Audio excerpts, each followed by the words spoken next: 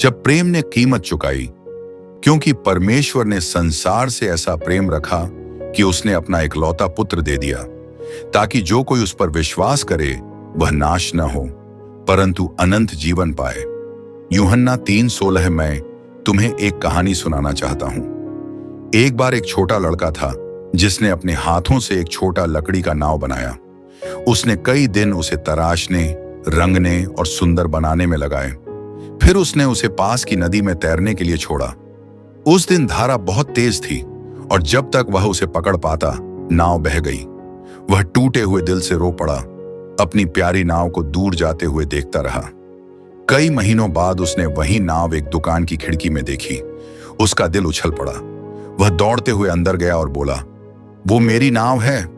लेकिन दुकानदार ने कहा, माफ करना बेटा, किसी और ने इसे पाया था। अगर तुम्हें चाहिए तो तुम्हें इसे खरीदना होगा।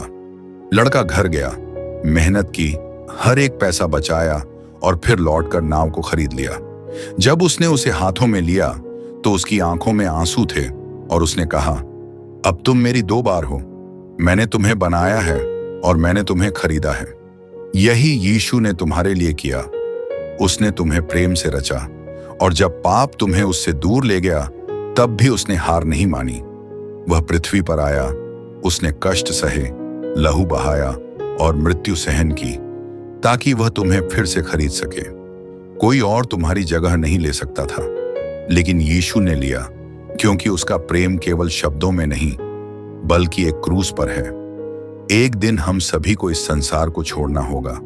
हमारी दौलत, पदवी और प्रसिद्धि यहीं रह जाएगी, लेकिन तुम्हारी आत्मा उस एक के सामने खड़ी होगी जिसने तुम्हारे लिए सब कुछ दे दिया, और उस क्षण में केवल एक बात मायने रखेगी, क्या तुमने उसके प्रेम को स्वीकार किया?